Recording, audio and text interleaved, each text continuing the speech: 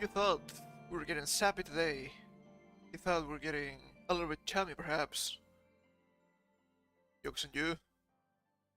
It was always philosophy. Haha! Going back to some philosophy kind of reading here. I thought it could be pretty interesting, given the current state of people being people. Not good people, but people being people, kinda. And also because, yeah, it is this the season, as they say. Let me change the music here. We're going for some the music to relax, study, work, or game today. I hope I don't get slapped too much for this. It should be fine. It should be fine.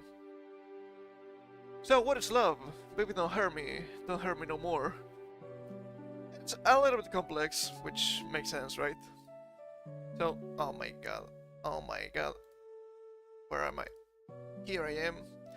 Hey, a couple of links here. Love like a Greek. The seven loves according to ancient Greek philosophy.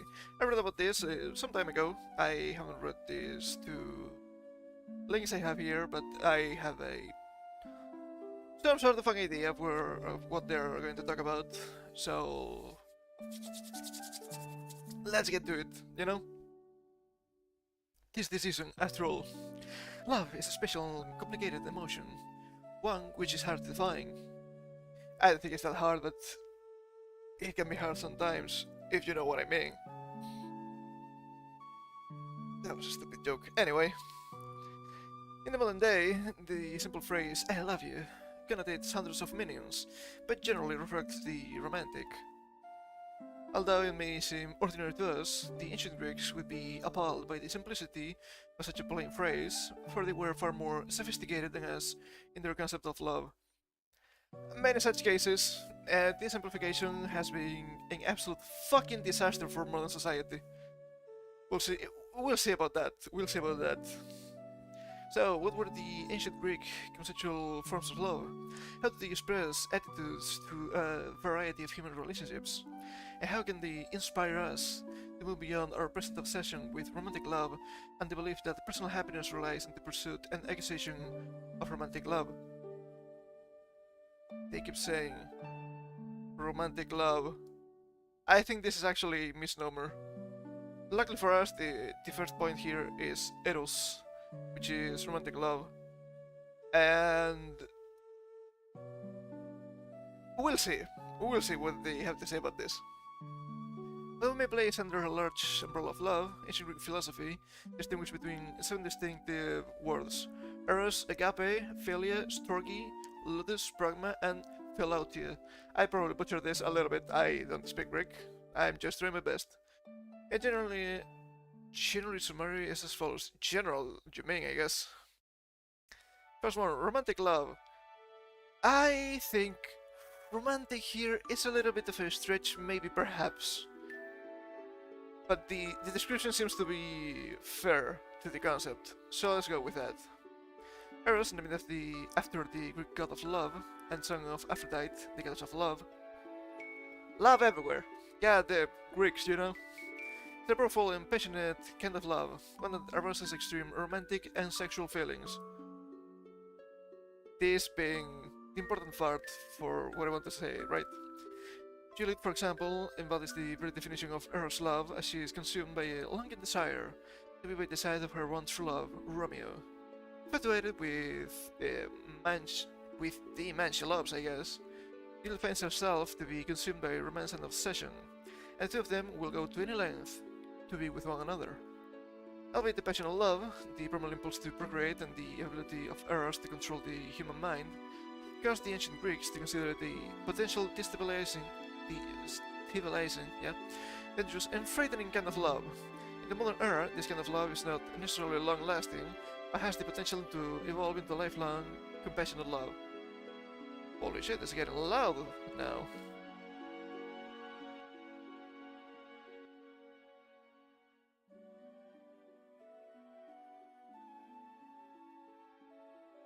Okay, yeah, this seems to be from the games.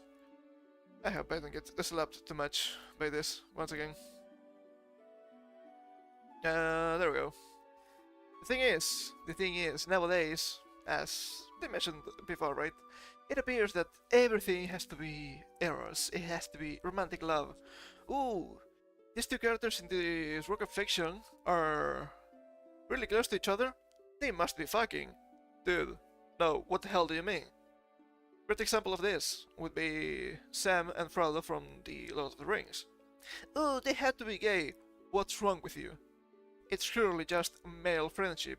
If you properly, even if you only watch the movies, right? You will see that it is something akin to, how do you call it? There's probably a good term for it, but I don't think I remember it. Something like um,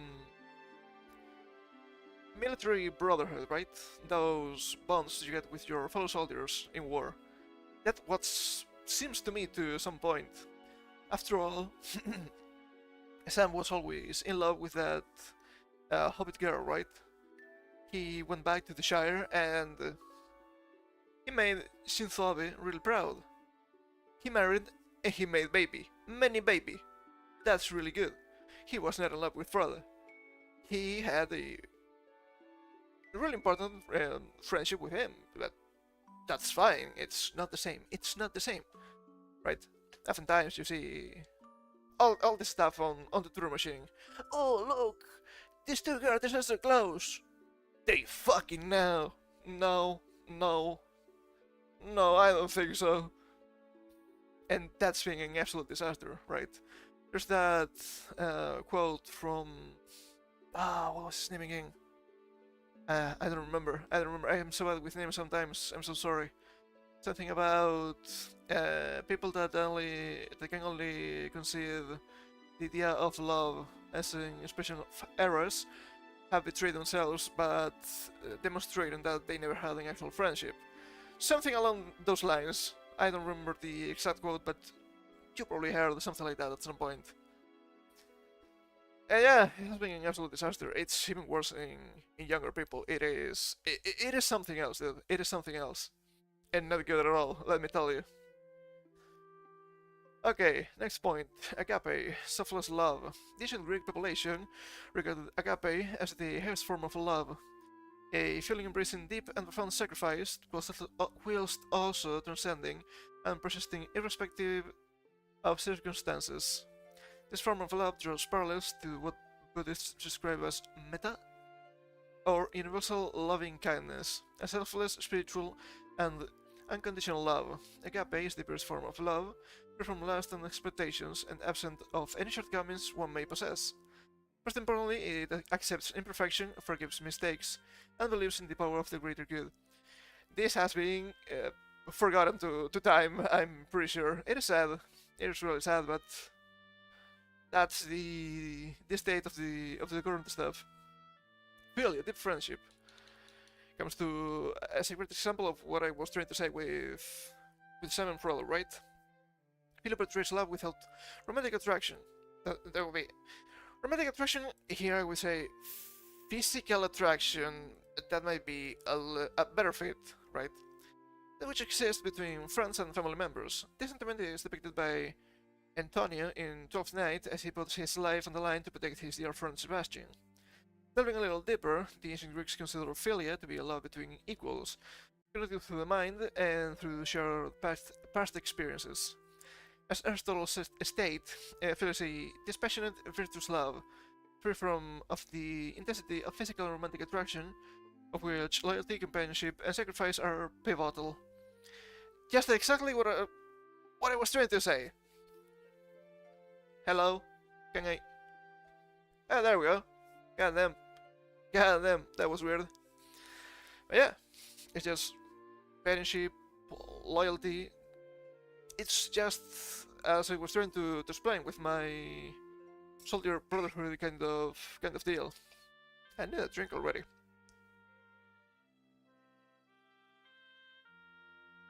I'm dry today, dude. I'm really dry.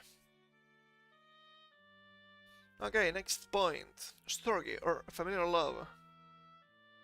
Storch, in the way that Lord Montague worries for the well-being of his son, refers to the natural bond between family members and within powerful friendships.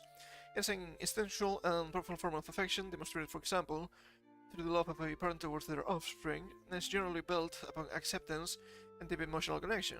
However, it can become an obstacle and cause friction between individuals when disagreements occur. Alternatively, it can also be used to express allegiance or patriotism to a particular team or country. Maybe I was missing a little bit of this too. I think they have some overlap, a little bit of overlap after all, right? Because if you feel philia for your friends and family members, that makes sense that it will have overlap with this Storge, right? It is still a powerful friendship or a natural bond between family members, right?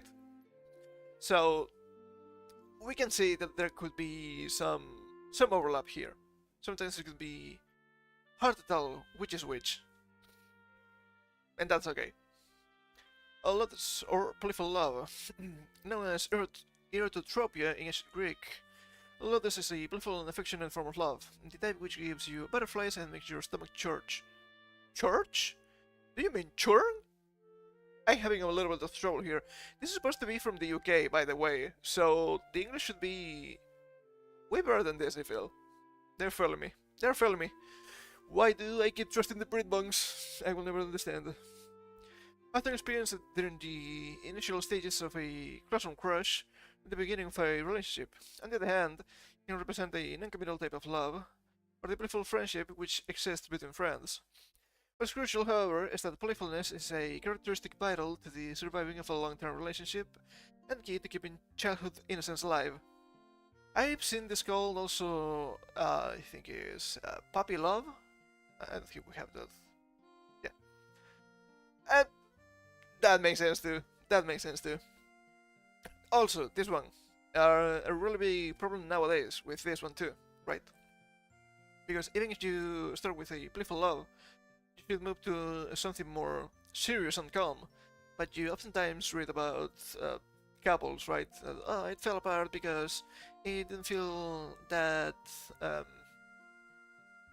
interesting anymore. I didn't feel the butterflies in my stomach anymore.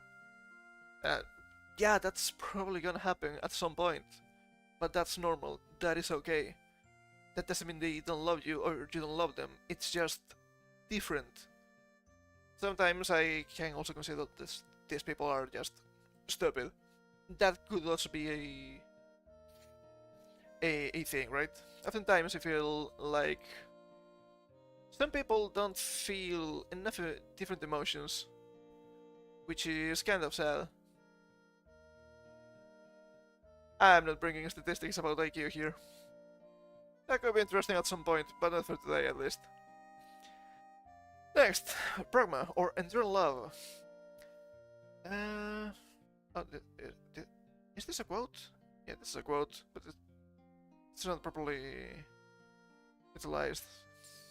Anyway, pragma is the most practical, convenient form of love, often manifested through a rational and realistic perspective. It is a love built upon boundaries, commitment, empathy, and similar long-term interests. Pragmatic lovers are driven by their head first and their heart second. They search for a partner who is valuable, able to compromise, patient, and tolerable. If successful at this, they are more likely to develop a deeper connection and achieve a long-term relationship.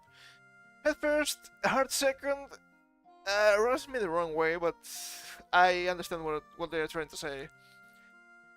You can just go sometimes with what the heart feels, especially nowadays, once again, because you're going to get fucked, right?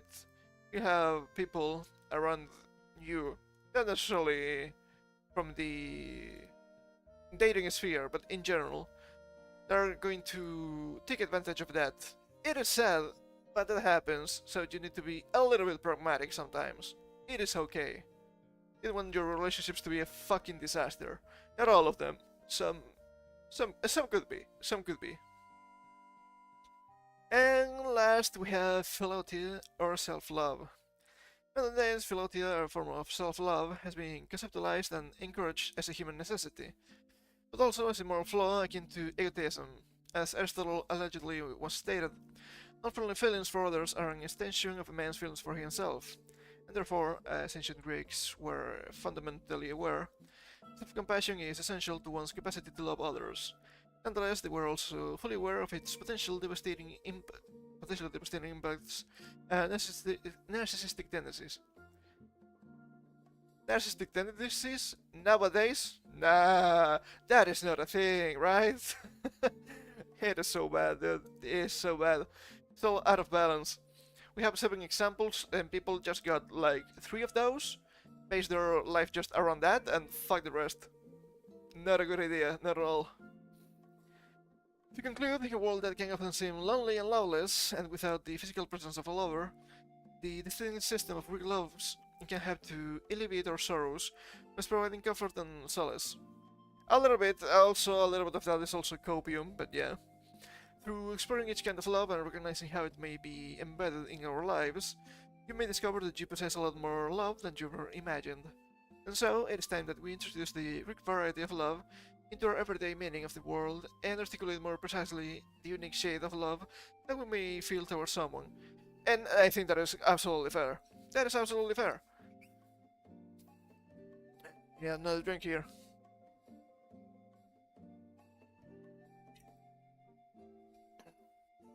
It is fair because sometimes people are.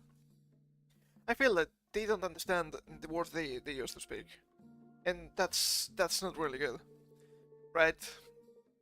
You, especially in social media. Social media is just a great example of a lot of things that are wrong with the world nowadays.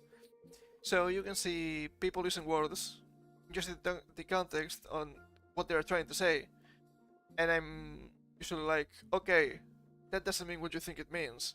So why would you use that word when it has, it makes no sense in that regard. Also, oftentimes I say that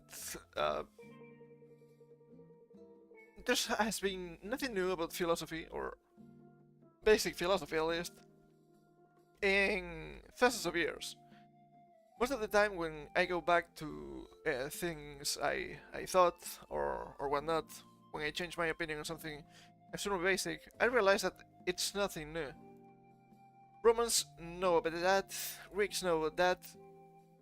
It's just looking back, it's just looking back. And that's fine, that's fine. We don't know everything, but sometimes they are really new, what we're trying to rediscover, so why bother? Why bother? The thing, the stuff is already out there, you know? We have another link here, this pure line comparison. But I think it could be interesting too. Interesting encyclopedia of philosophy. A peer-reviewed academic research. Peer-reviewed, I don't think that means anything nowadays, but it is philosophy. Who cares about that, honestly? Philosophy of love. This article examines the nature of love and some of the ethical and political ramifications. The philosopher, the question, what is love? Baby, don't hurt me no more. It generates a host of issues. Love is an abstract noun, which means for some it is a word unattached to anything real or sensible. That is all. For others, it is a means by which our being, our self and its world, are irrevocably affected once we are touched by love.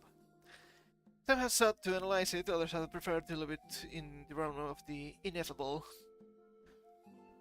You're losing me. You're losing me already. You're losing me already because that doesn't make any goddamn sense, dude. I mean, ancient Greeks knew about this stuff, and now suddenly you're trying to tell me, nah, don't worry about it, it's not real. Stop that. Stop that, okay? That's fucking subversion. That is anti-humanism. Usual stuff. I don't like that. I don't think that's based on anything that makes sense to me. It is undeniable that love plays an enormous and unavoidable role in our several cultures. We find it discussed in song, film, and novels. Humorously or seriously, it is a constant theme of mature life, and a vibrant theme of youth. Philosophically, the nature of love has, since the time of the ancient Greeks, thank you for the mentioning, being a mainstay in philosophy, producing theories that range from the materialistic conception of love as purely physical phenomenon, an animalistic or genetic urge that dictates our behavior, to theories of love as an intensely spiritual affair that in its highest permits us to touch divinity. Historically, in the Western tradition, in Plato's Symposium, presents the initiating text, for it provides us with an enormously influential and attractive notion that love is characterized by a series of elevations. The text is a little bit too small, so I'm having a little bit of trouble following the lines here. Characterized by a series of elevations. Okay, I was right there in that comma. In which animalistic desire by this lust is superseded by a more intellectual conception of love, which also is surpassed by what may be construed by a theological vision of love that transcends sensual attraction and mutuality. Since then, there have been detractors and supporters of Platonic love, as well as a host of alternative theories, including that of Plato's student Aristotle, his more secular theory of true love reflecting what he described as two bodies and one soul. We're getting deep here, we're getting deep. The philosophical treatment of love transcends a variety of sub-disciplines, including epistemology, metaphysics, religion, human nature, politics, and ethics. I think you mentioned politics, and I fear for that. I fear for that. I might get a little bit mad now. Often, statements or arguments concerning love, its nature and role in human life, for example, connect to one or all the central theories of philosophy, and is often compared with, or examining the context of, the philosophies of sex and gender as well as body and intentionality. The task of a philosophy of love is to present the appropriate issues of a cogent manner, okay, drawing on relevant theories of human nature, desire, ethics, and so on. Philosophies of sex and gender. Yeah, I think I'm gonna get mad at this one. Holy shit! There we go. There we go. It's time to explode. The nature of love. Eros, philia, and agape. We read a little bit about this, but it seems to be way more in depth. A little bit more in depth, maybe. The philosophical discussion regarding love logically begins with questions concerning its nature. This implies that love has nature, a proposition that some may oppose, arguing that love is conceptually irrational. If you're gonna get pissy like that, stop it. Because it would be based on brain chemistry, and I think my chat died. God fucking damn it. Yeah, my Twitch chat died. Oh, why? Why? Is this... okay. Okay. Alright. Okay, alright. It died in ABS, but it's still working on the web. Oh, it's back. Thank you. Thank you, ABS. You're really cool. But yeah, if you want to be surrealistic about love, yes, it's based on chemistry. It sucks, but that's the rationale.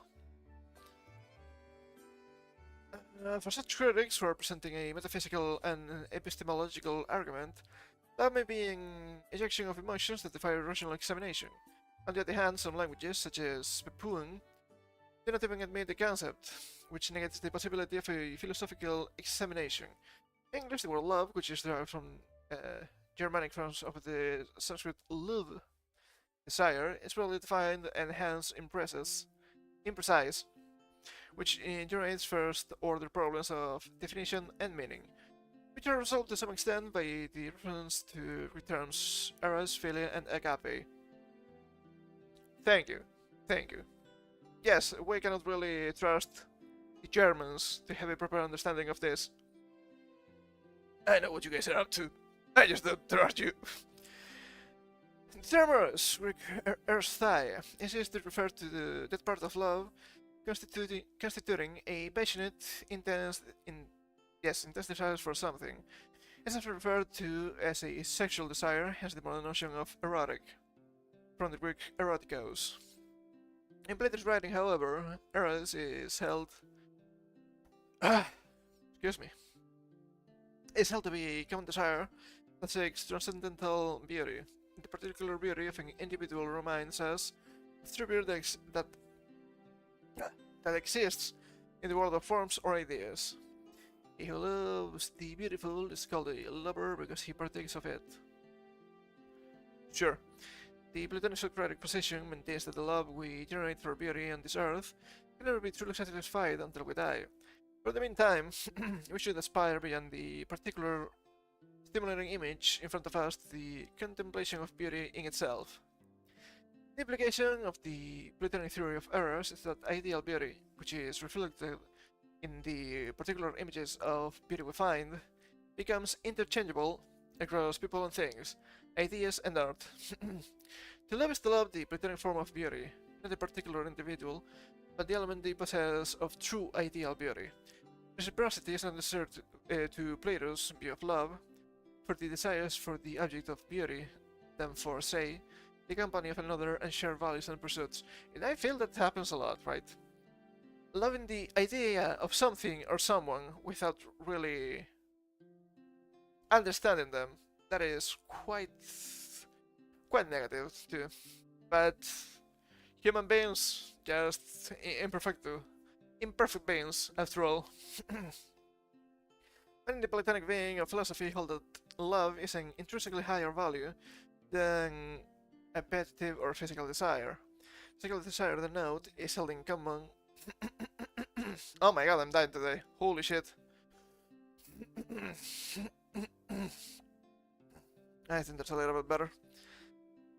Physical desire, the note, is held in common with the animal kingdom. Hence, it is of a lower order of reaction and stimulus than a rationally induced love.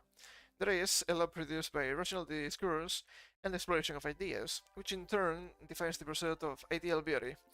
Accordingly, the physical love of an object, an idea, or a person itself is not a proper form of love, not being a reflection of that part of the object, idea, or person that partakes in ideal beauty. And just exactly what I was trying to say. Perfect here. I need to add anything, I feel. I need to add some water to myself, though. Holy shit. I'm speedrunning my water today. Holy fuck, dude.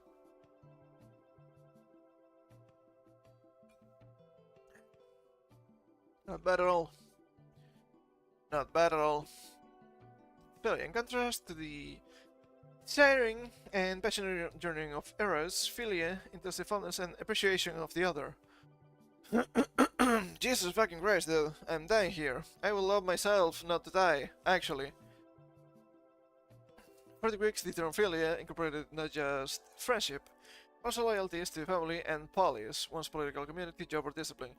Polis wouldn't be a city? A city-state? I remember that. I might be wrong. There may be a little bit more nuanced. Philia for another may be motivated, as Aristotle explains in the Nicomachean Ethics, Book 8, for the agent's sake or for the other's own sake. The motivational distinctions are derived from love for another, because the friendship is only useful as in the case of business contacts, or because their character and values are pleasing. That feels a little bit scammy. I understand it, but it feels a little bit too scammy for me. Where was I again? Yeah, the brackets. With the implication that if those authority have this change, so too does the friendship. That seems too utilitarian for my liking. But it is philosophy, is one way of looking at things, so it is a thing. I won't say it's okay, it is a thing. It exists, after all. Or for the other who they are in themselves, regardless of one's interest in the matter. The English concept of friendship roughly captures Aristotle's notion of philia, as he writes, things that cause friendship are doing kindness, doing them unasked, and not proclaiming the fact when they are done. Interesting. Aristotle elaborates on the kinds of things we seek in proper friendship, suggesting that the proper basis for philia is objective. Those who share dispositions, who bear no grudges, who see what we do, who are temperate and just, who admire us appropriately as we admire them, and so on. Failure could not emanate from those who are quarrelsome, gossips, aggressive in manner and personality, or unjust, and so on. That seems like the ideal, but I don't think that is true in the practical sense. The best characters, it follows, may produce the best kind of friendship, and hence love. Indeed, how to be a good character worthy of philia is the theme of the Nicomachean ethics. The most rational man is he who would be the happiest when he, therefore, is capable of the best form of friendship, which between two who are good and alike in virtue is rare. We can surmise that love between such equals, as the most rational and happy men, would be perfect. Not a thing in real life, I guess. Or extremely rare, I would say. With circles of diminishing quality for those who are morally removed from the best. He characterizes such love as a sort of excessive feeling. Makes sense. It makes sense to me. Friendships of a lesser quality may also be based on the pleasure or utility that is derived from another's company. A business friendship is based on the utility, on mutual reciprocity of similar business interests. Once the business is at an end, and the friendship dissolves. Oh, once the friendship is at an end, then the friendship dissolves. Yeah. This is similar to those friendships based on the pleasure that is derived from the other's company, which is not a pleasure enjoyed for whom the other person is in himself, but in the flow of pleasure from his actions or humor. The first condition for the highest form of Aristotelian love is that a man loves himself, without an egoistic basis. He can understand sympathy and affection to others. Boy, do I have stuff to say about this, right? I have stuff to say about this, but I don't really need to say this. Please, tongue. We're seeing quite literally the opposite being rampant in today's society. It is sad. It is sad. Such self-love is not hedonistic or glorified, depending on the pursuit of immediate pleasures or the adulation of the crowd. Quite literally the opposite of what is happening. So sad. It is instead a reflection of his pursuit of the noble and virtuous, which culminate in the pursuit of the reflective life. Friendship with others is required, since his purpose is to contemplate worthy actions, to live pleasantly, sharing in discussion and thought, as is appropriate for the virtuous man and his friend. I agree, but nowadays this seems rough, dude. This seems really hard to achieve. People are just at each other's throats constantly. I guess that's part of the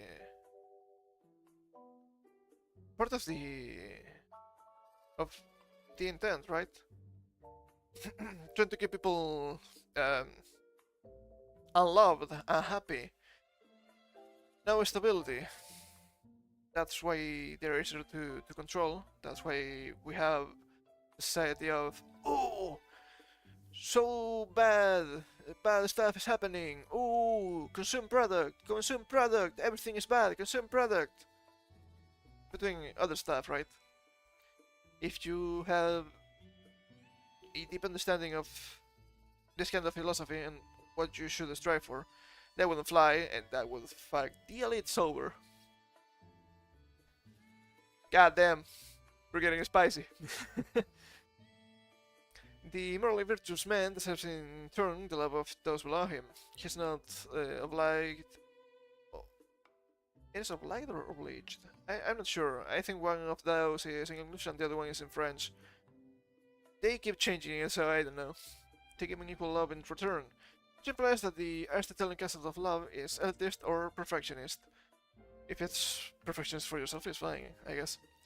In all friendships implying inequality, the love also should be proportional. I.e., the better should be more loved than he loves. Maybe. Not necessarily, though.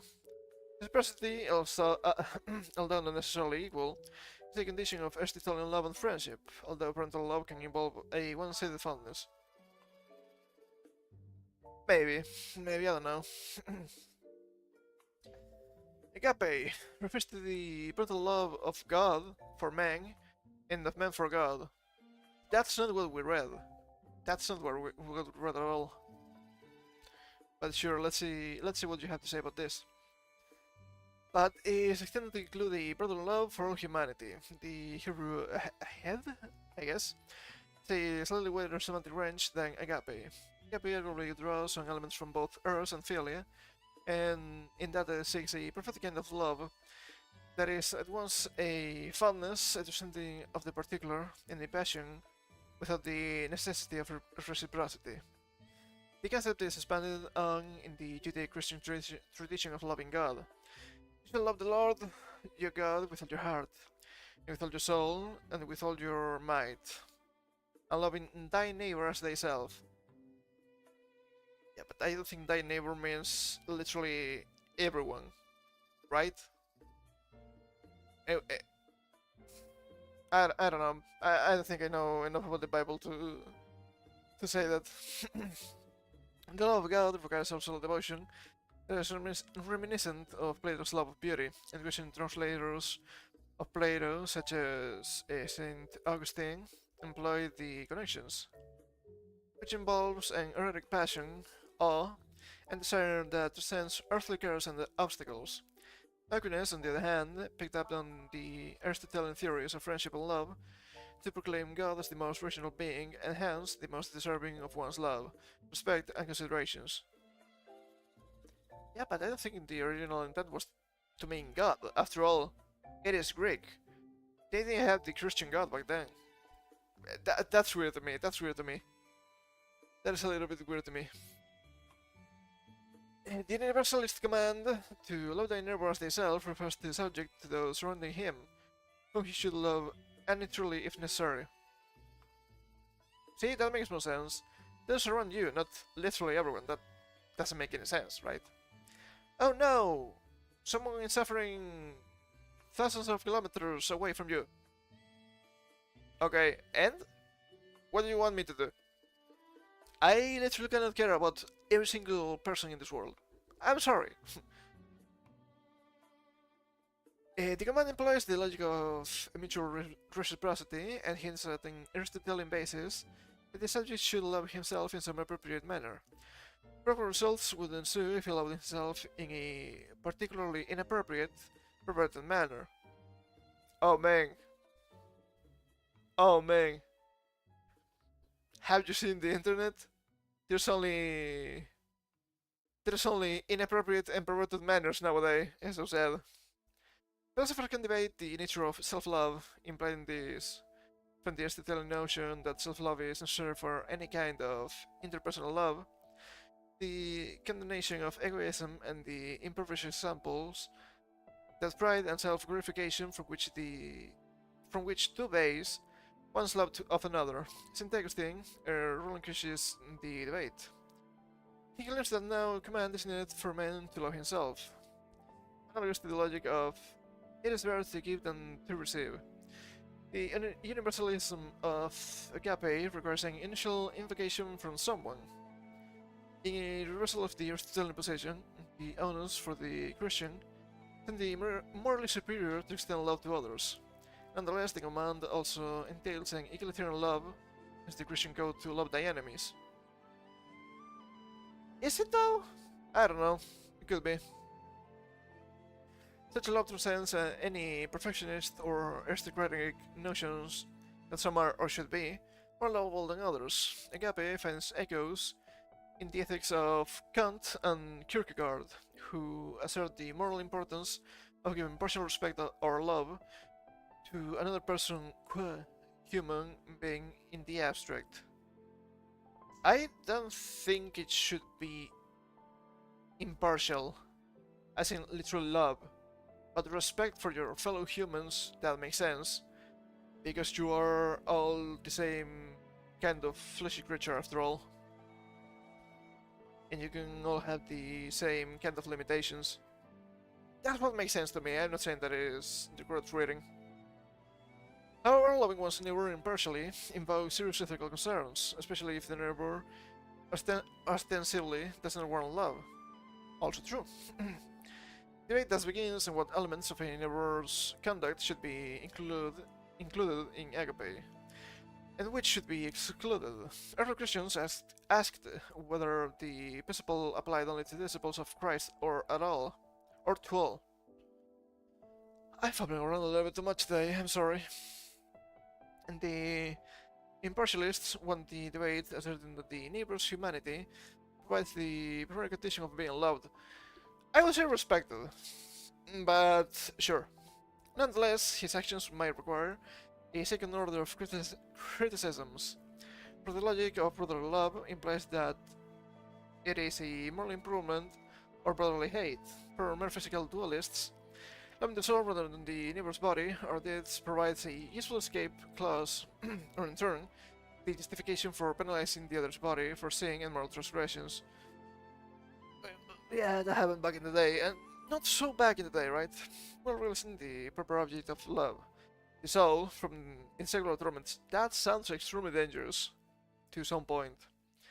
For Christian pacifists, turning the other cheek to aggression and violence implies a hope that the aggressor will eventually learn to comprehend the higher values of peace, forgiveness, and love for humanity.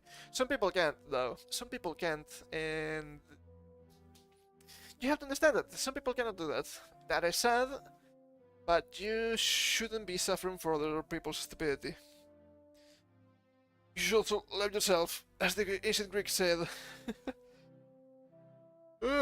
I'm sorry, holy shit. The universalism of agape runs counter to the partialism of Aristotle and presents a variety of ethical implications. Aquinas admits a partialism in love towards those to whom we are related. I mean, of course, while maintaining that we should be charitable to all. Charitable. That's fair. That's fine. Whereas others, such as Kierkegaard, insist on impartiality. Recently, Huge Love a Lot, 1991. Is this guy French? I don't know. Has noted that to love those one is partial towards is not necessarily a negation of the impartiality principle. For impartialism could admit loving those closer to one as an impartial principle. That sounds like a cope. And employing Aristotle's conception of self-love, it risks that loving others requires an intimacy that can only begin from being partially intimate. I think you're just trying to justify something that needed justification. But sure, go wild. Others will claim that the concept of universal love, of loving all equally, is not only impractical, but logically empty. A little bit. Aristotle, for example, argues, one cannot be a friend to many people in the sense of having friendship of the perfect type with them. True. Just as one cannot be in love with many people at once, for love is a sort of excess of feeling, and it is the nature of such only to be felt towards one person. Absolutely fucking based Aristotle here. Monogamy is the way. Polyamory gets the bullet. I wanted to say the wall. I don't care. I don't care no more. It is such like that. I don't care no more. Anyway. Nature of love. Further conceptual considerations. Presuming love has a nature, it should be, to some extent at least, describable within the concepts of language. But what is meant by an appropriate language description may be philosophically beguiling of as love itself. Such considerations about the philosophy of language, of the relevance and appropriateness of meanings, but they also provide the analysis of love with its first principles. Does it exist, and if so, is it noble, comprehensible, and describable? Yes. Yes, it is. Well, maybe not describable necessarily, not for everyone at least, but it is indeed noble, and to some extent at least comprehensible. That may be noble and comprehensible to others, as understood in the phrase I am in love, I love you, but what love means in the sentences might not be analyzed further. That is, the concept love is irreducible and axiomatic or self-evident, a state of affairs that warrants no further intellectual intrusion, and apodictic category perhaps that a Kantian may recognize. I haven't read Kant, so I can only trust what you're trying to say here to me. The epistemology of love asks how we may know love, how we may understand it, whether it is possible or plausible to make statements about others or ourselves being in love, which touches on the philosophical issue of private knowledge versus public behavior. It shows, okay? It shows, don't worry about it. Again, the epistemology of love is intimately connected to the philosophy of language and theories of the emotions. If love is purely an emotional condition, it is possible to argue it remains a private phenomenon incapable of being accessed by others. Maybe accessed, but it can be observed. We have seen that, come on, we have seen that. What do you mean by this? Except through an expression of language, and language may be a poor indicator of an emotional state, both for the listener and the subject. That seems a little bit reductive, I don't know about that. Emotivists will hold that a statement such as I am in love is irreducible to other statements because it is a non-propositional utterance. Hence, its veracity is beyond examination. Look, sometimes reality is self-evident. I'm gonna say that, and I don't need an excuse. Phenomenologists may similarly present love as a non-cognitive phenomenon. Scholler, for example, deals with Plato's ideal love, which is cognitive, claiming love itself brings about the continuous emergence of ever higher value, the object, such as if it were streaming out from the object of its own accord, without any exertion, even of wishing, on the part of the lover. The lover is passive before the beloved. Okay, I can see that. Yeah, I guess that makes sense. The claim that love cannot be examined is different from the claim that love should not be subject to examination. That should be put or left beyond the mind's reach. Out of a dutiful respect for its mysteriousness, its awesome, divine, or romantic nature. But if it is agreed that there is such a thing as love, conceptually speaking, when people present the statements concerning love or admonitions such as she should show more love, a philosophical examination seems appropriate. Is it synonymous with certain patterns of behavior or of inflections in the place or manner, or with the apparent pursuit and protection of a particular value? By how he dotes upon his flowers, he must love them. It can be observed. It can be observed. You're not going to care for something that you don't care about, right? Physical care versus mental care, moral care, you know? Like, physically caring about something while you, by using this stuff, loving it, right? Why would you bother otherwise? If it's not necessarily useful. That's what I'm trying to say. You can also love yourself. Are you doing well in your job? Because you love yourself and you want to do a proper job. Because it's self-love in this case. And love does possesses a nature which is identifiable by some means, a personal expression, a discernible pattern of behavior, or other activity. It can still be asked whether that nature can be properly understood by humanity. That may have a nature, yet we may not possess the proper intellectual capacity to understand it. Accordingly, we may gain glimpses, perhaps, of its essence, as Socrates argues in the Symposium. But its true nature, being forever beyond humanity's intellectual grasp. Accordingly, love may be partially described or hinted at in a dialectic or analytical exposition of the concept by never understanding itself. Maybe we just lack proper words or definitions. That could also be a thing. Love may therefore become an epiphenomenal entity, generated by human action and loving, but never grasped by the mind or language. That's literally what I said. Love may be so and described as a platonic form, belonging to the higher realm of transcendental concepts that mortals can barely conceive of in their purity, catching only glimpses of the form's conceptual shadows that logic and reason unveil or disclose. Another view, again derived from Platonic philosophy, may permit love to be understood by certain people and not others. This invokes a hierarchical epistemology that only the initiated, the experienced, and the philosophical, or the poetical or musical, making insights into its nature. On one level, this admits that only the experienced can know its nature, which is putatively true of any experience. That's fair after all. It also may imply a social division of understanding that only philosopher kings may know true love. No, I don't think that is correct. They may understand true love to a great extent, but just in an intellectual way.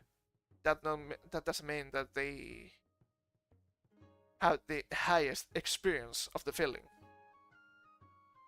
And the first implication, those who do not feel or experience love are incapable, unless initiated through right, dialectical philosophy, artistic process, and so on.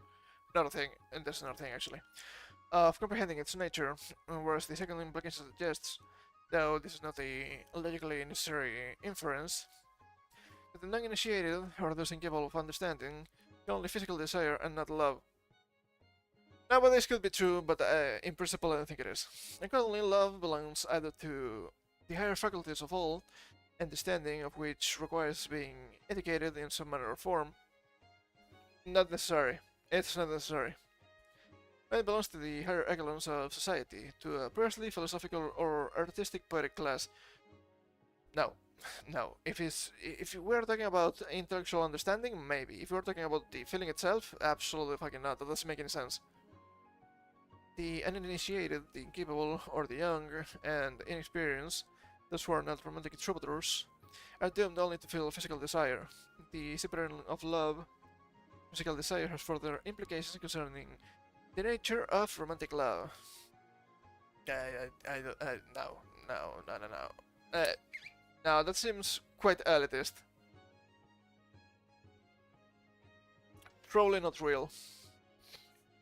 The nature of love, romantic love. Romantic love is deemed to be of a higher metaphysical and ethical status than sexual or physical attractiveness alone.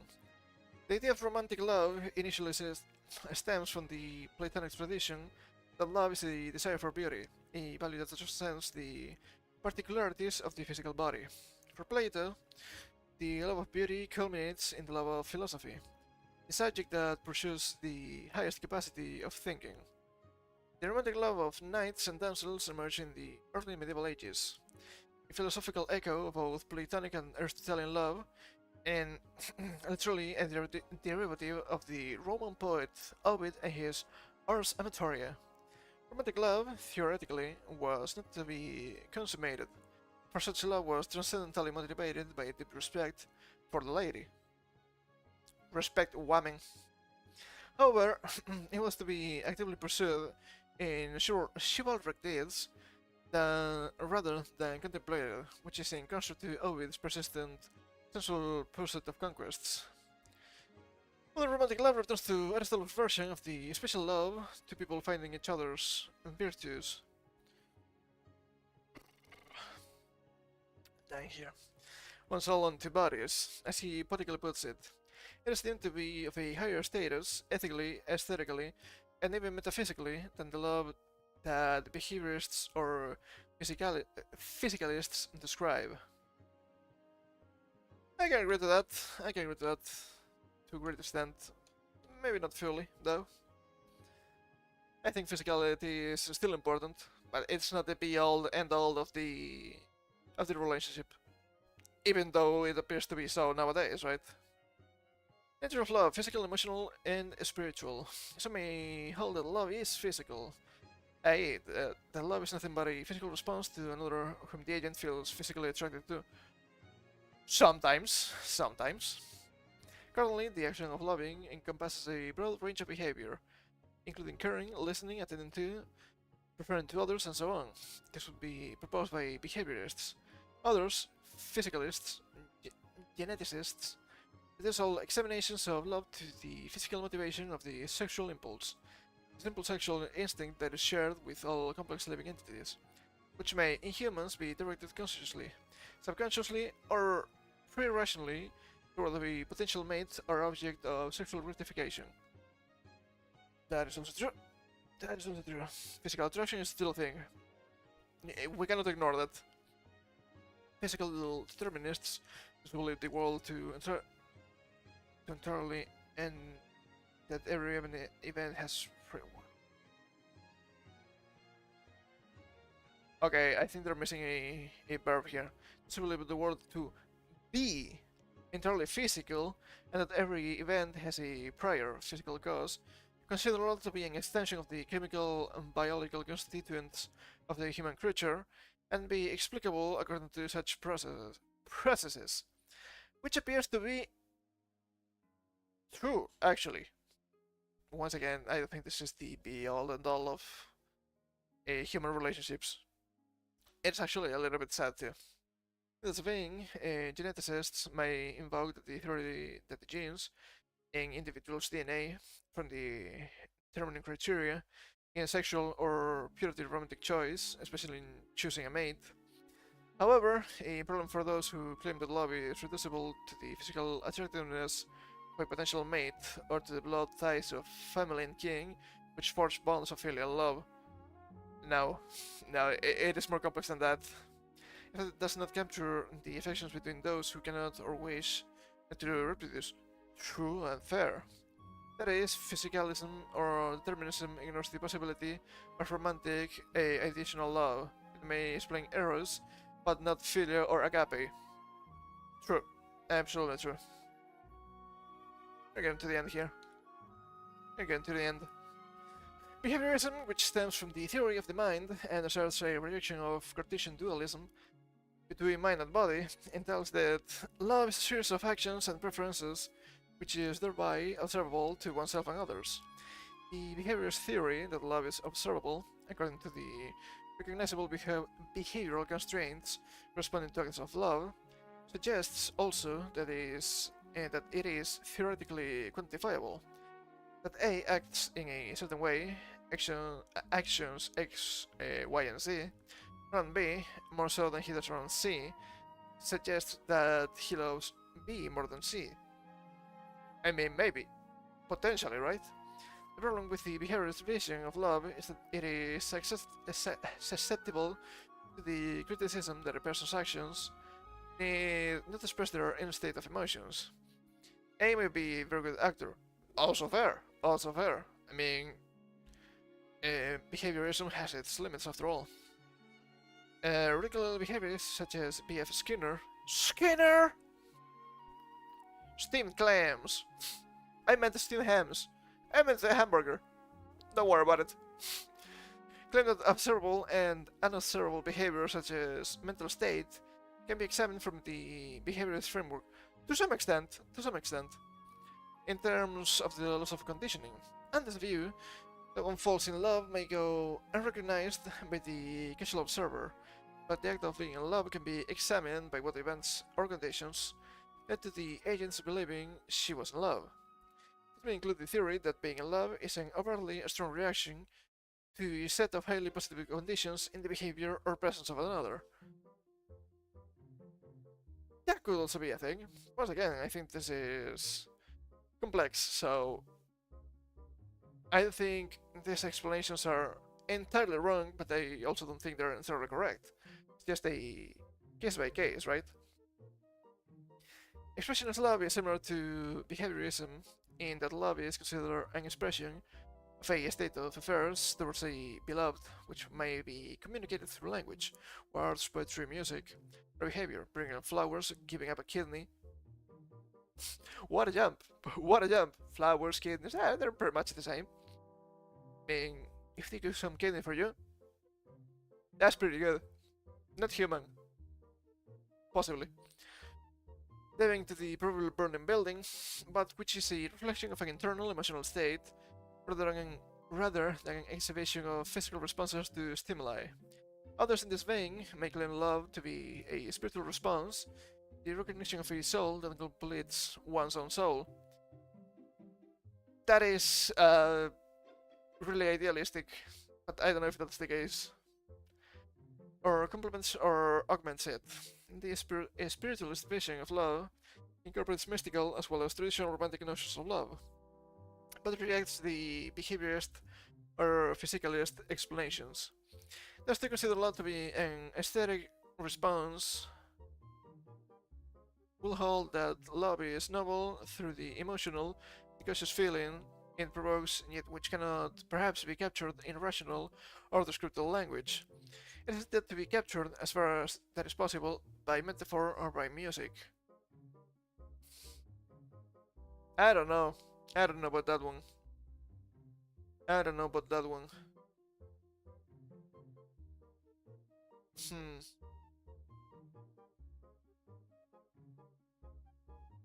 Hmm. It could also be the case, right, that you're in love and you're doing things in pursuit of that without you realizing, but some people might observe that. I don't know. Love, ethics, and politics. This is the last point. Ethical aspects in love involve the moral appropriateness of loving, and the forms it should or should not take. The subject area raises such questions as: is it ethically acceptable to love an object or to love oneself? An object doesn't make any sense. Oneself?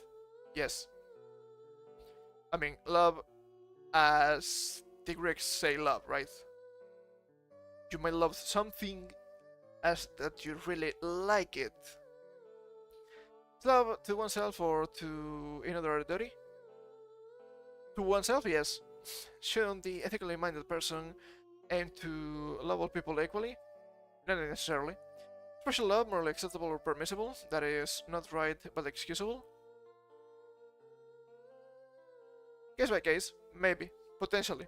I don't know. Should love only involve those with whom the agent can have a meaningful relationship?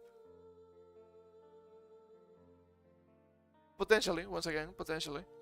Should love aim to transcend a sexual desire or physical appearances? It shouldn't stop a sexual desire and physical appearances, that's for sure. That would be just a lust. Some of the subject area naturally spills into the ethics of sex, which deals with the appropriateness of sexual activity, reproduction, hetero and homosexual activity, and so on. Are you gonna get gay now? Are you gonna get gay now? You bitch boy! In the area of political philosophy, oh god, love can be studied from a variety of perspectives. For example, some may see love as an instantiation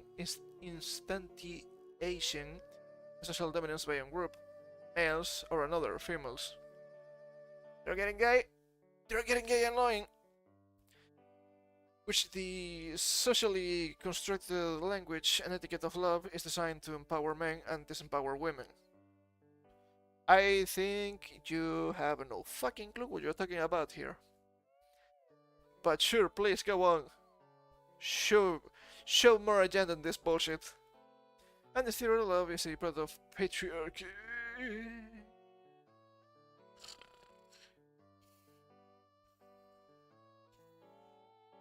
God damn. What year is it again? What year is it again? Holy shit, dude. And that's analogously to Cormac's view of religion. Holy fuck, this is killing me. We were doing fine until now.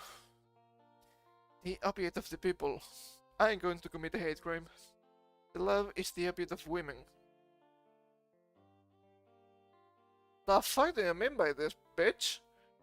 Both men and women can love. What's wrong with you? The fuck? I don't understand. I don't understand at all, dude. The implication is that the implication is that were they to shrug off the language of notions of love, being in love, loving someone, and so on. They would be empowered. Holy shit! Social Marxism. It's happening here in real time. An entire panoply of culture, language, politics, institutions, as reflected in deeper social structures that divide people into classes, sexes, and races. Bro, this is anti-humanistic rhetoric. What do you mean? What the fuck, dude? What the fuck? This is bullshit. This article has touched on some of the main elements of the philosophy of love. It reaches into many philosophical fields, notably theories of human nature, the self, and of the mind. The language of love, as it is found in other languages as well as in English, is similarly broad and deserves more attention. It does, but holy shit, you got kind of gay at the end, dude. Ah, yes, I forgot. UK. That makes sense. Anyway. Let me see. Yale University. Yeah, that sounds kinda bad. Did you get the date for this? No. You look up this guy at least. iCloud, what the fuck? PhD philosopher, other. You have a. Oh, you have a website. That is cool. Books. Okay, John Locke. Understandable.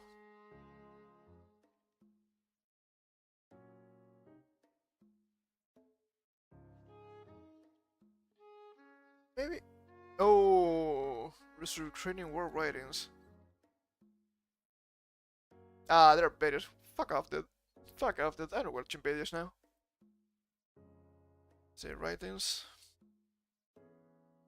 Journey into our beliefs.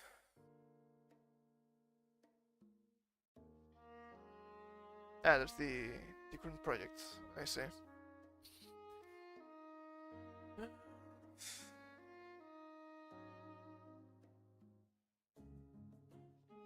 Okay. Okay. It's probably from 2010. Shows the agenda that it was fucking us over from not long ago. And British people, when will they learn? Okay, let's see. Yeah, this guy doesn't even have a Wikipedia page. This guy is 80? Holy shit. Doesn't look that old. Yeah, I think that was correct actually. What the fuck? Let's see. Yeah, no, that guy is not that old. I mean, if he started university in 86,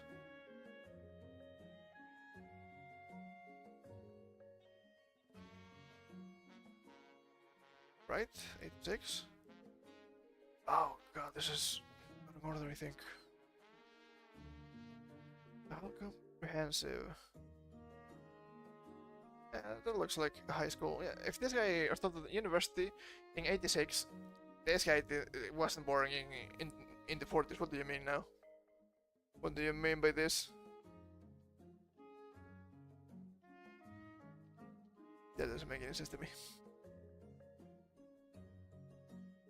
Maybe there's another guy with the same name. Anyway, I think that's gonna be everything for me today. It was an experience. It was an experience. But an important one, that's for sure. I think we'll learn a little bit today. Not everything has to. It shouldn't be just lust, right? You can still like people and like stuff without wanting to fuck them. That's my conclusion. You can like stuff without wanting to fuck them. It's just that easy. Sounds stupid, but we have to say that nowadays still, which is a little bit impressive. Anyway, I'm gonna go now. I will come back on Monday as per usual. We will be playing some Final Fantasy Link. If nothing strange happens, I will be playing a little bit with Bane. Holy shit, I really like him. I really like with his moveset. It's gonna be fun as fuck. I grinded a little bit. I got some stuff and whatnot. But yeah, we have to keep playing the main story. Chapter 6, I think it was in. I don't remember. But yeah, we're pretty much in the middle of the main story, which is pretty cool. But yeah, it's time for me to take my leave. You know how Saturdays are. Shorter stuff, but I think they're usually kind of interesting. Anyway, thank you for coming. I hope you had some fun here with the philosophy talks about love and whatnot. This would have made more sense on the 14th, but I was busy that day. So yeah, thank you for coming. I will come back on Monday and you know the stuff. Take care.